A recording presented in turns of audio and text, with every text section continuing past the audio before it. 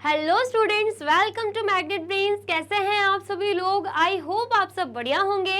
आज की video start करने से पहले मैं आपको बता देती हूँ, मैग्नेट ब्रेन्स आपको प्रोवाइड कराता है free of cost quality education from class के टू क्लास 12। जी हाँ, सही सुना आपने, किंडरगार्टन से लेकर क्लास 12 तक की कराई जाती है आपको कंप्लीट एजुकेशन, वो भी फ्री ऑफ कॉस्ट प्रोवाइड। तो करना क्या है, आपको यूट्यूब चैनल पर जाना है एंड कर देना है मैग्नेट ब्रेन्स को सब्सक्राइब, जहां पर आपको सीबीएसई बोर्ड से लेकर अदर स्टेट बोर्ड जैसे कि UP board, MP board, Bihar board जैसे कोर्सेज भी अवेलेबल हैं। यहाँ तक कि आपको प्रैक्टिस क्वेश्चंस भी यहाँ पर सॉल्व कराए जाते हैं। E books and e notes की जो लिंक है आपको डिस्क्रिप्शन बॉक्स में मिल जाएगी। तो करते हैं आज की वीडियो स्टार्ट। मेरा नाम है हशमित कौर एंड मैं हूँ आपकी मैथ्स फैकल्टी। तो आज हम क्या पढ़ने वाले हैं? आज हम पढ़ेंगे चैप्टर 3 जिसका नाम क्या है, प्लेइंग विद नंबर्स। मतलब नया चैप्टर हम स्टार्ट करने वाले हैं जो कि चैप्टर 3 है। चैप्टर 1, चैप्टर 2 हमने कंप्लीट कर चुके हैं। ठीक है, आया समझ में? इस वीडियो में सबसे पहले तो हम क्या देखेंगे, चैप्टर ओवरव्यू। मतलब इस चैप्टर में हम क्या क्या पढ़ने वाले हैं, कौन कौन से टॉपिक्स कवर करेंगे, ये हम चैप्टर ओवरव्यू में देखेंगे। साथ ही में हम क्या करेंगे, इंट्रोडक्शन भी पढ़ेंगे। मतलब इंट्रोडक्शन में जो बेसिक चीज़ें एंड जो बेसिक टर्म्स यूज होंगे ना, उसके बारे में हम इंट्रोडक्शन पार्ट में पढ़ेंगे। ठीक है, तो सबसे पहले हम देखते हैं चैप्टर ओवरव्यू। जैसे कि मैंने आपको बोला, इंट्रोडक्शन देखेंगे। इंट्रोडक्शन में बेसिक जो भी मल्टीप्लिकेशन, फैक्टर्स, ये सब जो रहते हैं ना, डिवीजर वगैरह, वो सब हम इंट्रोडक्शन में पढ़ने वाले हैं। ठीक है, एंड सेकंड क्या देके रखा है, फैक्टर्स एंड मल्टीपल्स। वैसे तो 5th क्लास में आपने फैक्टर्स एंड मल्टीपल्स के बारे में थोड़ा बहुत पढ़ा होगा। फैक्टर्स क्या रहते हैं, मल्टीपल्स क्या रहते हैं, फैक्टर्स कैसे निकालते हैं, मल्टीपल्स कैसे निकालते हैं। ठीक है, और अगर नहीं पढ़ा है तो चिंता करने की कोई बात नहीं है, इस टॉपिक में हम पढ़ेंगे, मैं आपको अच्छे से समझा दूंगी। ठीक है, नेक्स्ट क्या है, नेक्स्ट है प्राइम एंड कंपोजिट नंबर। ये प्राइम एंड कंपोजिट नंबर्स भी आपने पढ़े होंगे। प्राइम नंबर्स क्या होते हैं, कंपोजिट नंबर्स क्या होते हैं, लेकिन अगर नहीं पढ़े तो उसे भी हम पढ़ेंगे। एंड बहुत ही प्यारा सा चार्ट बनाकर हम पढ़ेंगे कि prime numbers and composite numbers होते क्या हैं। ठीक है, आया समझ में? नेक्स्ट क्या आता है, test for divisibility of numbers. मैं तो बोलूंगी test for divisibility of numbers भी आपने पढ़ा होगा, लेकिन अगर नहीं पढ़ा है तो चिंता करने की जरूरत नहीं है, फिर से हम पढ़ेंगे।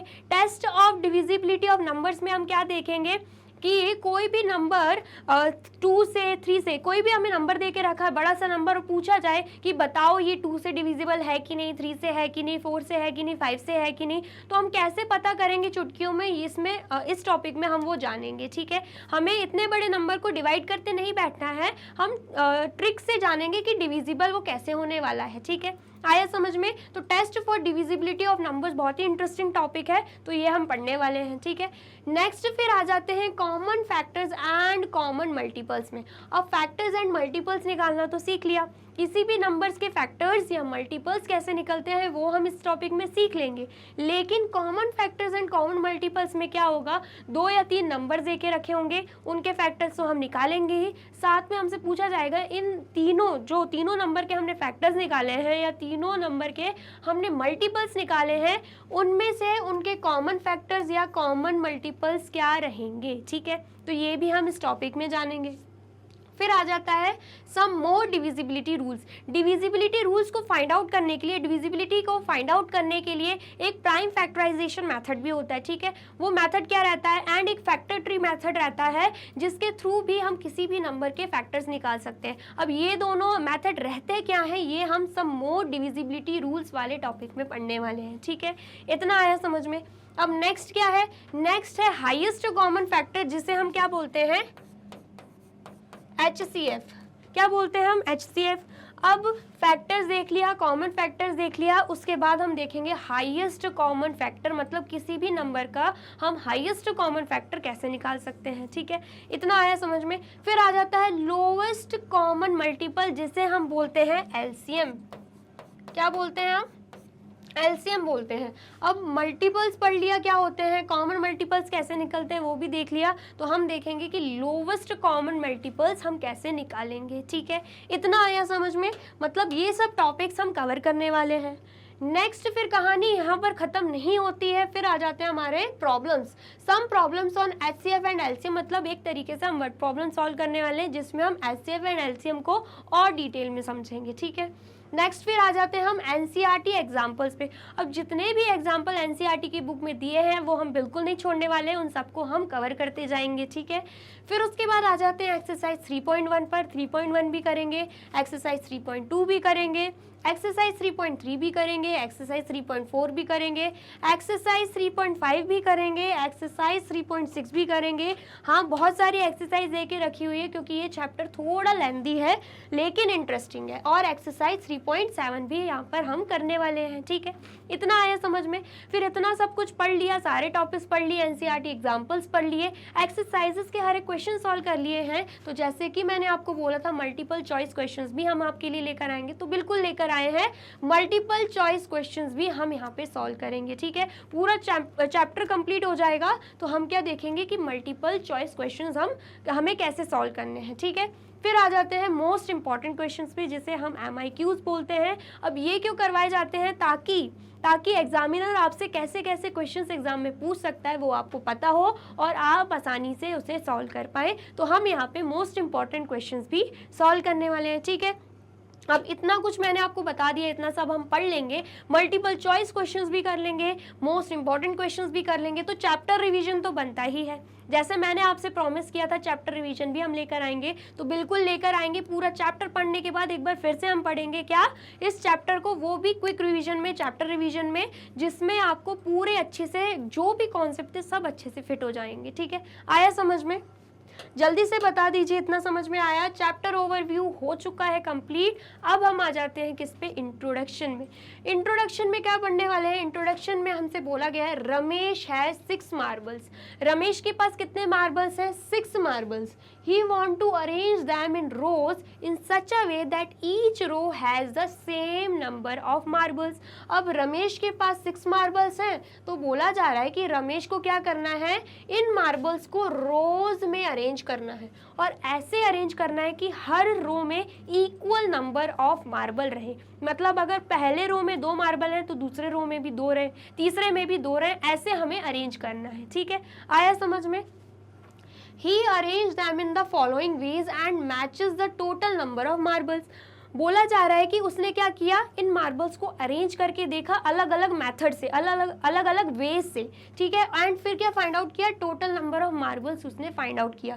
तो क्या रिजल्ट मिला? सबसे पहले उसने क्या किया, 1 मार्बल इन ईच रो, मतलब हर एक रो में 1 मार्बल लगाई, ठीक है। ये एक रो हो गई, ये दूसरी रो, ये तीसरी रो, ये चौथी रो, ये 5वीं रो एंड ये 6वीं रो।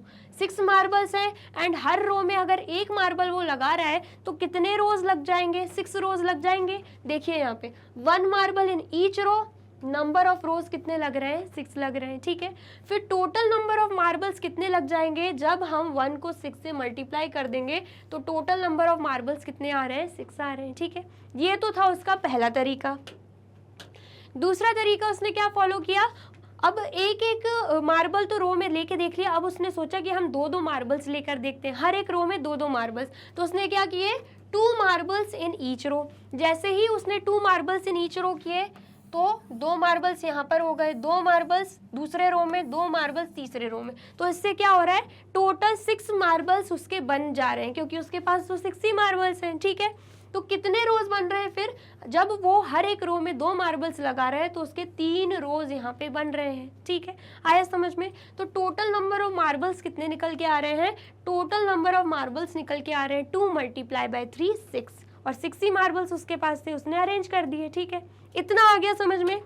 ये तो उसके 2 तरीके थे, ठीक है। आया समझ में? सबसे पहले तो इसे नोट डाउन कीजिए, फिर उसके बाद और कौन सा तरीका उसने फॉलो किया वो भी हम देख लेंगे, ठीक है। कर लीजिए नोट डाउन, कर लिया नोट डाउन।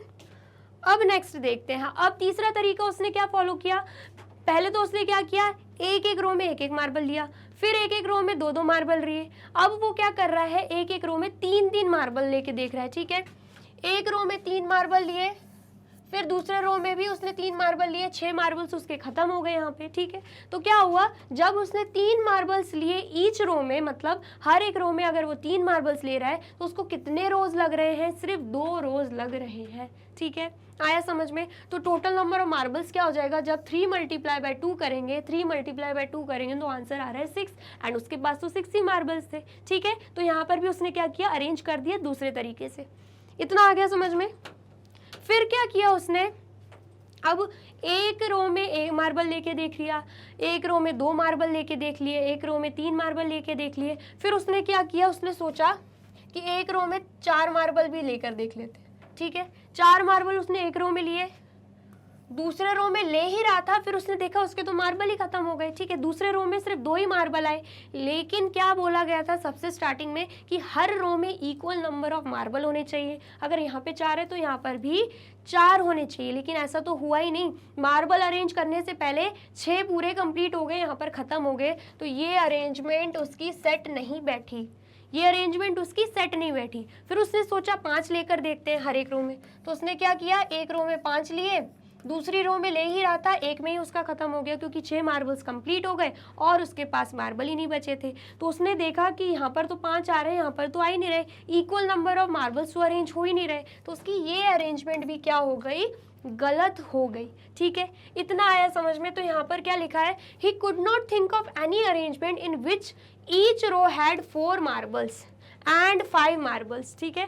ऐसी कोई अरेंजमेंट बन ही नहीं पा रही थी। So the only possible arrangement left was with all the 6 marbles in a row. फिर उसके पास सिर्फ एक ही अरेंजमेंट बच गई, वो क्या, 4 मार्बल्स लेके देख लिए, 5 मार्बल्स लेकर देख लिए, नहीं जम रहे थे, फिर उसने 6 मार्बल्स लेकर देखिए। यहाँ पर देखो 6 मार्बल्स उसने एक रो में लिए, तो यहाँ पर उसकी अरेंजमेंट कंप्लीट हो गई, मतलब नंबर ऑफ रोज कितने बने, 1 बने, एंड मार्बल्स उसने कितने लिए थे, 6 मार्बल लिए थे हर एक रो में। टोटल नंबर ऑफ मार्बल्स कितने आ गए, जब उसने 6 को 1 से मल्टीप्लाई किया तो उसका आंसर क्या आ गया, 6 आ गया। तो यहाँ पर उसकी अरेंजमेंट जम गई। 4 एंड 5 में नहीं जम रही थी, लेकिन जैसे ही उसने 6 मार्बल लिए तो उसको एक ही रो लगी एंड उसकी अरेंजमेंट यहाँ पर जम गई, ठीक है। इतना आया समझ में, जल्दी से बताइए इतना समझ में आया है तो आप इसे भी कर लीजिए नोट डाउन।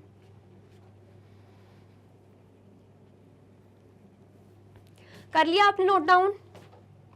तो फिर क्या हुआ, from these calculation Ramesh observes that 6 can be written as a product of 2 numbers in different ways. उसको क्या समझ आया कि 6 को हम अलग अलग तरीके से लिख सकते हैं, 6 को हम प्रोडक्ट ऑफ 2 नंबर्स लिख सकते हैं, वो भी अलग अलग तरीके से। पहले तो 1 मल्टीप्लाई बाय 6 6 हो जाएगा। दूसरा हमने क्या देखा था कि 2 मार्बल्स 3 रो में जम रहे हैं, 2 मल्टीप्लाई बाय 3 कर रहे हैं तो भी 6 आ रहा है। पहले क्या देखा था, 1 मल्टीप्लाई बाय 6 कर रहे हैं, मतलब एक मार्बल एक रो में लगा रहे तो 6 रो लग रहे थे, तब भी 6 आ रहा है। फिर हमने देखा 3 मार्बल लगा रहे हैं तो 2 रो में लग रहे हैं, तब भी 6 आ रहा है, ठीक है। फिर हमने क्या देखा कि 6 मार्बल एक रो में लग रहा है, तब भी 6 आ रहा है। तो उसने क्या देखा, 1 मल्टीप्लाई बाय 6 6 हो रहा है, 2 मल्टीप्लाई बाय 3 6 हो रहा है, 3 मल्टीप्लाई बाय 2 भी 6 हो रहा है, एंड 6 मल्टीप्लाई बाय 1 भी 6 हो रहा है, ठीक है। इससे उसको क्या समझ में आया, from 6 is equal to 2 multiply by 3 it can be said that 2 and 3 exactly divide 6। उससे उसको क्या समझ में आया कि ये जो 2 है ना और ये जो 3 है वो एग्जैक्टली 6 से डिवाइड हो जाते हैं, मतलब 2 और 3 की टेबल में 6 आता ही है। जैसे ही हम 6 को 2 से डिवाइड करेंगे, 2 3 से 6 आ जाएगा, रिमाइंडर 0 बचेगा। जैसे ही हम 6 को 3 से डिवाइड करेंगे तो 3 2 से 6 आएगा एंड रिमाइंडर 0 बचेगा। इसका मतलब क्या है, 2 and 3 एग्जैक्टली डिवाइड 6, ठीक है। So 2 and 3 are exact divisor of 6। इससे क्या समझ में आ रहा है, 2 और 3 क्या है, 2 और 3 डिवीजर है किसके, 6 के। आपको दिख रहा होगा ये क्या है, डिवीजर है 6 के, ठीक है।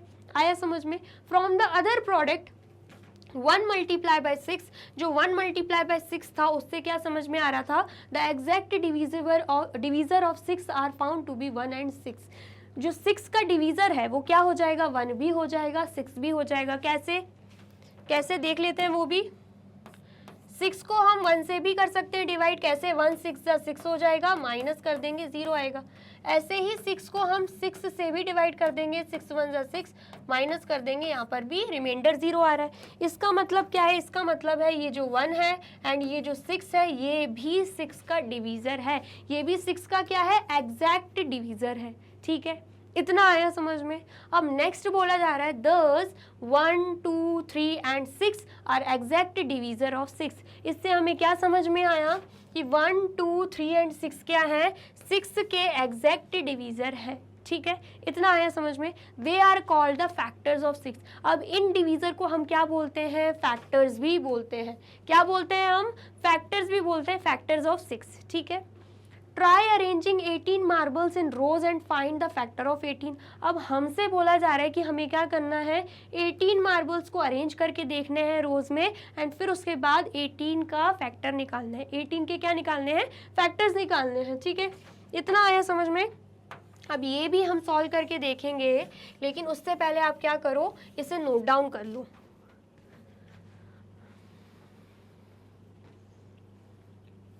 कर लिया आपने नोट डाउन? चलो, अब क्या बोला जा रहा है कि हमें 18 को अरेंज करना है। तो सबसे पहले क्या करेंगे, हर एक रो में हम क्या करेंगे, एक मार्बल अरेंज कर लेंगे। मतलब हम क्या कर रहे हैं, नंबर ऑफ मार्बल्स क्या ले रहे हैं,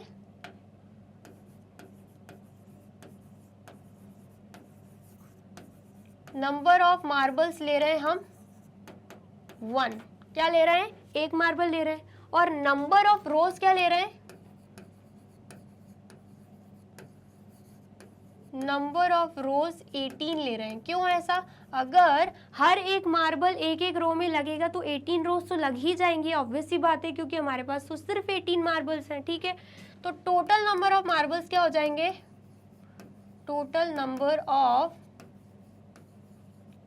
मार्बल्स हो जाएंगे 1 multiply by 18 is equal to 18। ठीक है, ये तो क्या था, ये था पहला तरीका। ठीक है, इतना आया समझ में। अब दूसरा तरीका क्या हो सकता है, दूसरा तरीका हो सकता है नंबर ऑफ मार्बल्स हम क्या ले लें, बार बार स्टेटमेंट नहीं लिख रही हूँ, उसका मतलब क्या है, यही स्टेटमेंट आएगी। ठीक है, नंबर ऑफ मार्बल्स हम ले रहे हैं 2। ठीक है, एंड नंबर ऑफ रोज कितनी ले रहे हैं, नंबर ऑफ रोज हम ले रहे हैं, नंबर ऑफ रोज हम कितनी ले रहे हैं, 9। नंबर ऑफ रोज कितनी ले रहे हैं, 9। अगर हम हर एक रो में 2 मार्बल्स अरेंज करेंगे ना तो वो 9 रोज में अरेंज हो जाएंगे। ठीक है, इसका मतलब क्या है, टोटल नंबर ऑफ मार्बल्स कितना आएगा, 2 multiply by 9 is equal to 18। क्या आएगा, 2 multiply by 9 is equal to 18। ठीक है, अब हम तीसरा तरीका भी देख लेते हैं। अब हम ले लेते हैं नंबर ऑफ मार्बल्स 3। हर एक रो में क्या ले रहे हैं हम, 3 मार्बल्स ले रहे हैं। ठीक है, आया समझ में।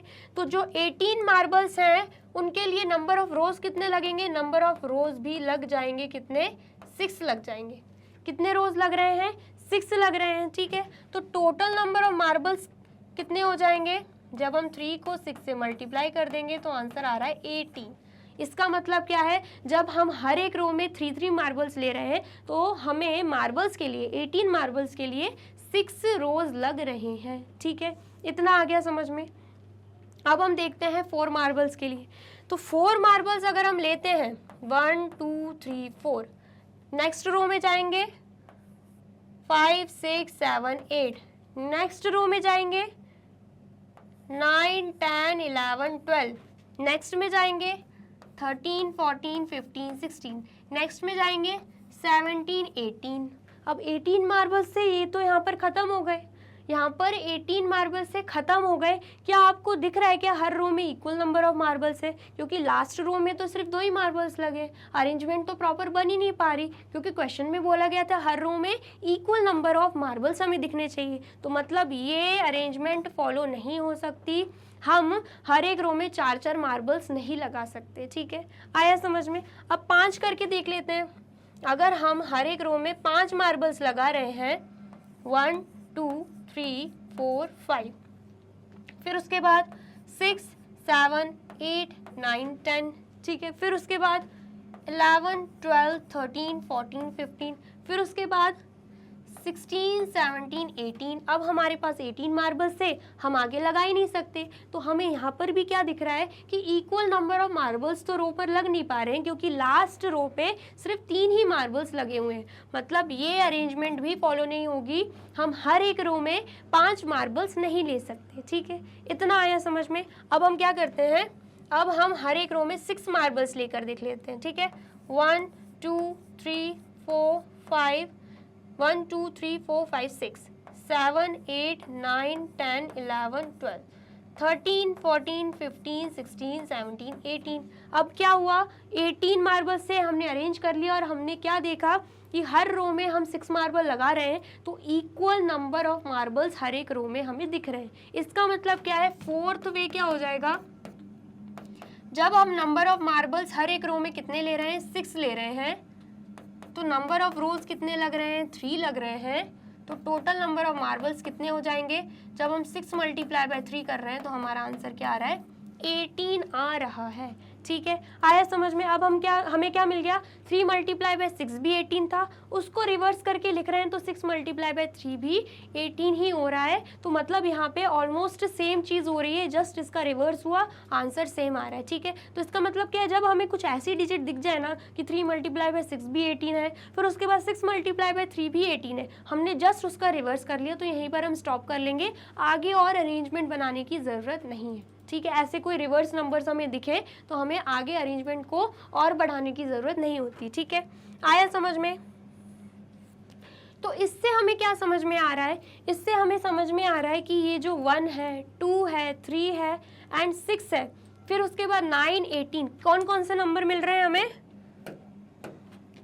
हमें मिल रहा है एक तो 1, ठीक है, दूसरा हमें क्या मिल रहा है, 2 भी मिल रहा है यहाँ पे, ये 1 हो गया, ये 2 हो गया। ठीक है, 1 के बाद 2 भी दिख रहा है, उसके बाद हमें 3 भी दिख रहा है।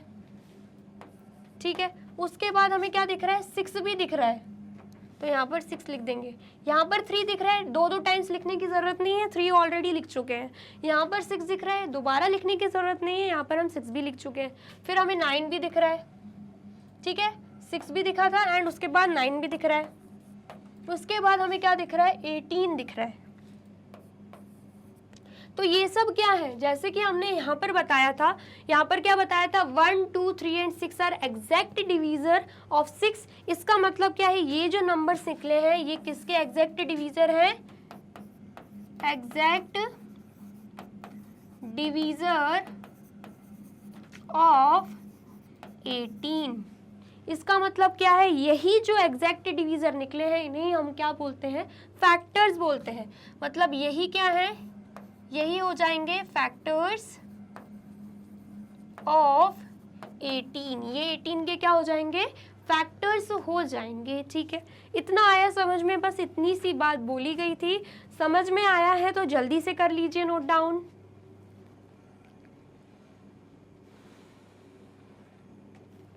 कर लिया आपने नोट डाउन? तो यहाँ पे होती है हमारी वीडियो कंप्लीट। आई होप आपको वीडियो अच्छी लगी हो। चैप्टर हमने स्टार्ट कर लिया है, यहाँ पे चैप्टर ओवरव्यू एंड इंट्रोडक्शन भी हमने अच्छे से पढ़ लिया है। तो आपको क्या करना है, वीडियो अच्छी लगी है तो लाइक, कमेंट एंड शेयर कर देना है एंड जाना है यूट्यूब चैनल पर एंड कर देना है मैग्नेट ब्रेन्स को सब्सक्राइब। ये रही हमारी एप्लीकेशन, ये रही हमारी वेबसाइट एंड ये रहे हमारे टॉप कोर्सेज जो आपको प्रोवाइड कराते हैं free of cost quality education. E books and e notes की जो लिंक है आपको डिस्क्रिप्शन बॉक्स में मिल जाएगी। एंड ये रहे हमारे अदर सोशल मीडिया प्लेटफॉर्म जैसे कि YouTube, Facebook, Instagram, Telegram, WhatsApp, Twitter. आप इन पे भी जाके विजिट कर सकते हैं एंड कर सकते हैं मैग्नेट ब्रेन्स को फॉलो। अब इससे नेक्स्ट वीडियो में मैं आपको क्या पढ़ाने वाली हूँ ये जानने के लिए करना क्या होगा, यूट्यूब चैनल पर जाके कर देना होगा मैग्नेट ब्रेन्स को subscribe. Thank you so much.